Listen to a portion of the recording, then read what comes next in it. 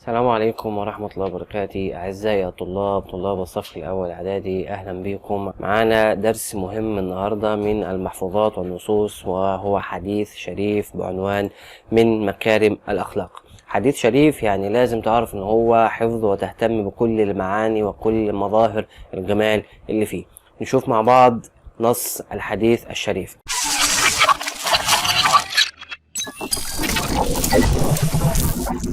عن أبي هريرة رضي الله عنه أن رسول الله صلى الله عليه وسلم قال: ما نقص مال من صدقة، وما زاد الله عبدا بعفو إلا عزا، وما تواضع أحد لله إلا رفعه.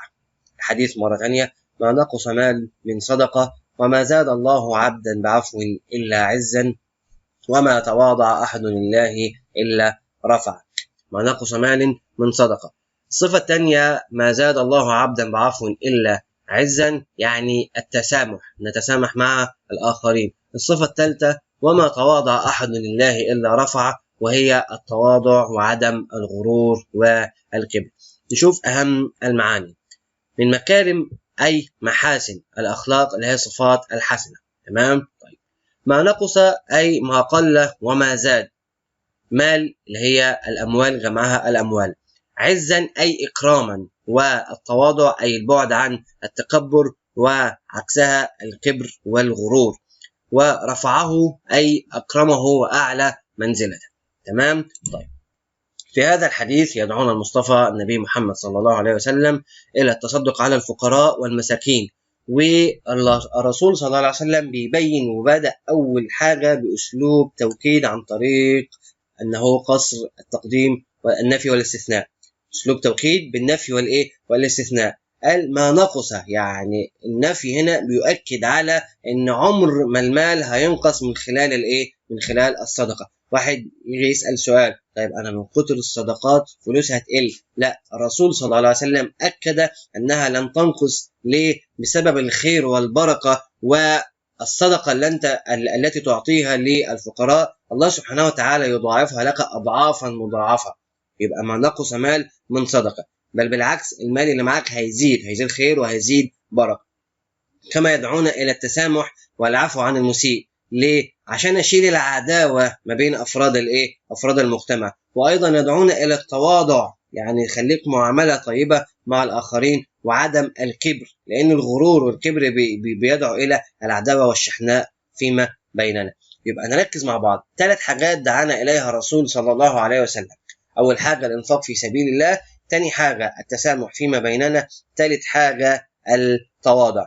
نحن لما ننفق في سبيل الله، المال اللي معانا هيزيد خير وهيزيد بركة وهيتضاعف. التسامح فيما بيننا، هننشر المحبة والمودة والإخاء بين الآخرين. والتواضع، ننزع الكبر ما بين الناس وما بيننا. طيب، نشوف أهم مواطن الجمال التي وردت في هذا الحديث الشريف. أول حاجة: ما نقص مال من صدقة. جملة صغيرة لكن تحتوي على كثير من مواطن الجمال. أول حاجة أن الرسول صلى الله عليه وسلم بدأ بالنفي لإثارة الانتباه وجذب الذهن. ما نقص ومال وصدقة نكرتان للعموم والشمول، يعني أي أن الرسول صلى الله عليه وسلم لم يحدد نوع المال ولم يحدد نوع الصدقة، سواء صدقة السر أو صدقة أو صدقة العلن. بس أهم حاجة يكون المال حلال. يعني ما ينفعش الواحد يسرق فلوس ويروح يتبرع بيها في سبيل الله، او يروح يتبرع بيها للجامع. تمام؟ طيب.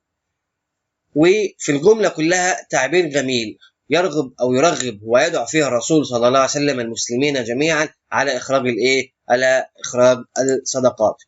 ما زاد الله عبدا بعفو الا عزا. طيب، اول حاجه وانا مغمض عيني دي اسلوب قصر، وسيلته النفي والاستثناء يفيد التوكيد والتخصيص. يبقى اي نفي واي استثناء ده اسلوب اسلوب توكيد، اسلوب قصر يفيد التوكيد والتخصيص. تمام؟ طيب. عبدا نكره تفيد التعظيم، بعظم شأن العبد، وتفيد العموم والشمول، اي كل عباد الله سبحانه وتعالى. تمام؟ عزا نكره ايضا للتعظيم، وفيه تعبير جميل ودعوه من الرسول صلى الله عليه وسلم للناس اجمع الى التسامح والعفو، ويدل على ان الله سبحانه وتعالى هو المعز وحده. يعني هو الله سبحانه وتعالى الذي يسامحنا جميعا، وهو العزيز الغفار. وما تواضع أحد لله إلا رفع، أيضا أسلوب قصر وسيلة النفي والاستثناء ويفيد التوكيد والتخصيص. وبين تواضع ورفع تضاد يقوي المعنى ويوضحه، أي تضاد يقوي المعنى ويوضحه. تمام. طيب تواضع ليه؟ يسألني سؤال، ليه جاء فعل تواضع في الماضي؟ لأنه يفيد التحقق والثبوت والتأكيد على أهمية وصفة التواضع. طيب نقطة تانية، لو جاء الفعل في حالة المضارع يبقى يفيد التجدد والاستمرار واستحضار الصورة. ناخدها كده قاعدة في النصوص، لأن يعني الفعل الماضي يفيد التحقق والثبوت، أما الفعل المضارع التجدد والاستمرار واستحضار الصورة.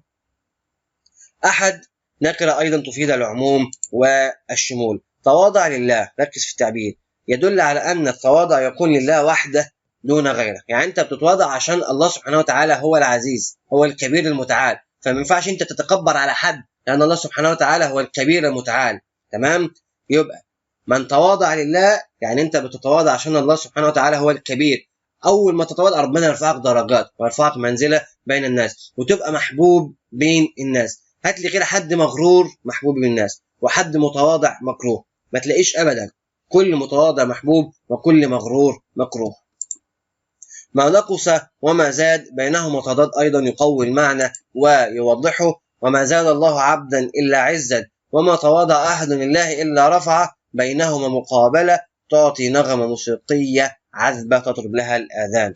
تمام. يبقى بينهم جرس موسيقي، بينهم جرس موسيقي، نغمة موسيقية كده تطرب لها الآذان. أهم الأسئلة التي وردت في هذا الدرس، أول سؤال معايا، إلى ما يدعونا الرسول الكريم في هذا الحديث الشريف؟ 3 حاجات اللي احنا خدناهم في أول درس خالص: التصدق والعطف على الفقراء والمحتاجين، التواضع وعدم التكبر، التسامح والعفو على المسيء. ليه بقى يدعونا لهذه الصفات؟ ليقتلع جذور العداوة بين الناس، عشان لما يحصل تكافؤ ما بين الفقير والغني مش هيبقى في عداوة، محدش الفقير مش هيسرق الغني، ولما نتواضع ما بين الناس المتكبر مش هيتعالى على المتواضع، ولما نتسامح بين بعضنا البعض المكروه أو الشخص المكروه وسط المجتمع هيبقى محبوب وسط الناس، فبالتالي العداوة هتنزع ما بين بعضنا البعض. السؤال الثاني، ما الذي يحرص عليه الإسلام؟ يعني الإسلام بيحرص على إيه في هذا الحديث الشريف؟ على أن يعيش الناس في سلام ومحبة وتواضع ويسود بينهما الوفاق والوئام أي المحبة. تعمل إيه نحو المسيء ولماذا؟ سؤال مهم. إيه واجبك نحو المسيء؟ أن أعافو عنه وتغاضى عن مساوأته والإحسان إليه، برضه للاقتلاع جذور العداوة بين الناس. يعني شخص أساء إلي أقابل الإساءة بالإحسان، ده برضه هيترد لي، ده مش ضعف، بالعكس ده دليل على القوة. أنت تقدر تاخد حقك بس أنت بتعفو وتتواضع ابتغاء مرضات الله سبحانه وتعالى.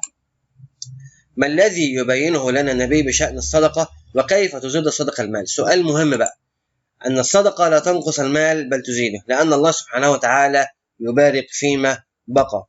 كانت السيدة عائشة رضي الله عنها قبل أن تتبرع وتنفق المال في سبيل الله كانت تقوم بتعطيره، فسألها النبي صلى الله عليه وسلم: لماذا تفعلين هذا الأمر؟ قالت: إن المال قبل أن يقع في يد الفقير فإنه يقع في يد الله سبحانه وتعالى. يعني قبل ما أنت تتبرع بالأموال فإن الله سبحانه وتعالى شاهد عليك. تمام. عشان كده يبقى الأموال لا تنقص بل تزيد، الله سبحانه وتعالى يبارك فيها. أيهما أفضل، صدقة السر أم صدقة العلانية؟ صدقة السر لأنها تكون بين العبد وربه، فلا تعلم شماله ما أنفقت يمينه، يعني أنت ما بتعرفش إيدك الشمال أنفقت إيه من إيدك اليمين. وبرضه صدقة العلانية ليس عليها بأس إذا كانت في غرض واحد، إن أنت عايز تدعو غيرك للتبرع والإنفاق في سبيل الله، زي ما أنت بنشوف في الإعلانات نتبرع للمستشفيات وهكذا، دوت دعوة للغير عشان نتصدق ونتبرع في سبيل الله. ما أثر العمل بهذا الحديث على الفرد والمجتمع؟ إيه اللي هيحصل لو عملنا بالحديث الشريف دوت؟ أول حاجة إن يتقرب على الفرد، يتقرب إلى الله بالعمل الصالح، وإن الشخص دوت يكون محبوب بين الناس. على المجتمع هتسود المحبة والمودة والتواضع والإخاء بين أفراد المجتمع. إزاي الصدقة بتزيد المال؟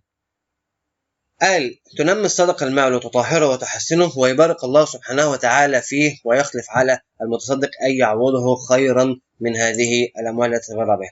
التواضع يقوي العلاقة بين الناس. إزاي؟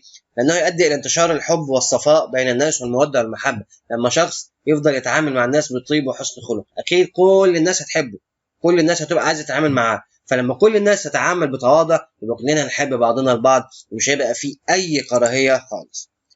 إزاي تواجه إساءة قام بها جارك؟ بأن أحسن إليه وأتسامح معه وأفهمه هذا السوء أو العمل السيء.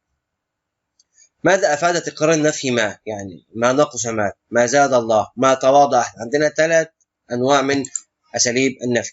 ليه؟ لدفع التوهم والظن عن الجاهل في أن تكون الصدقة سبب للفقر أو نقص المال، أو أن يتوهم أحد أن العفو لسبب للمذلة والهوان. التواضع زي ما قلت لك ليس ضعف، بل هو دليل على شدة القوة. أنت تقدر تاخد حقك، ولكن أنت تفعل هذا الفعل ابتغاء مرضات الله سبحانه وتعالى.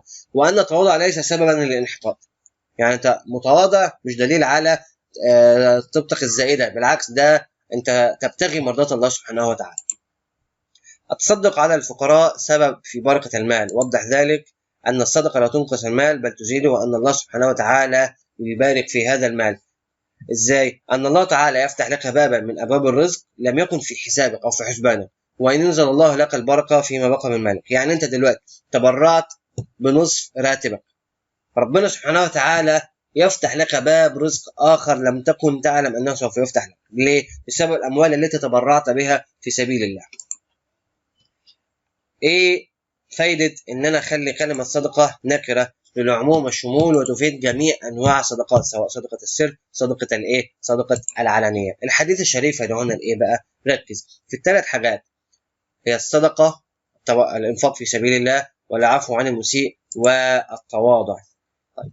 سؤال عن شخصية راوي الحديث. ماذا تعرف عن أبي هريرة؟ أبي هريرة كان يكنى ويسمى بعبد الرحمن بن صخر، وهو حافظ وراوي كثير من الأحاديث الشريفة، وكني بأبي هريرة لأنه كان يحمل هرة صغيرة ويعطف ويرفق بها. تمام؟ يبقى دوت عن نبذة مختصرة عن راوي الحديث. أهم الأسئلة معايا: مرادف نقص وتواضع ورفع. نقص يعني قل، تمام؟ تواضع أي تعامل بطيب، رفع أي أعلى منزلته. مضاد نقص زاد، تواضع كبر، عز غرور. جمع مال أموال، صدقة صدقات. إلى ما يدعونا النبي صلى الله عليه وسلم في هذا الحديث الشريف زي ما قلنا: التصدق على الفقراء والمساكين، التواضع وعدم التكبر عن الآخرين، المسامحة والعفو عن المسيء. ما الذي يبينه النبي صلى الله عليه وسلم بشأن الصدقة؟ أن الصدقة لا تنقص المال. وضح أثر العفو عن المسيء وما أثر عمل بهذا الحديث على الفرد والمجتمع. على الفرد يتقرب إلى الله سبحانه وتعالى، وعلى المجتمع تسود المحبة والمودة. أيهما أجمل؟ ما زاد الله عبدا بعفو إلا عزا، ولا زاد الله عبدا بعفو إلا عزا. طبعا الأولى، لأنها قلت لك أسلوب قصر غرضه التوكيد والتخصيص من خلال النفي والاستثناء. قيمة الجمع بين رفع وتواضع بينهما تضاد يقوي المعنى ويوضحه. يبقى نركز مع بعض أن الحديث الشريف دعانا الرسول صلى الله عليه وسلم إلى التحلي ب3 خصال، هي الإنفاق في سبيل الله، التواضع وعدم التكبر، والمسامحة عن المسيء. وركز في المعاني، وده كان أهم النقاط في درس النهاردة، كان بعنوان من مكارم الأخلاق، حديث شريف. وشوفكم في حلقة جاية إن شاء الله.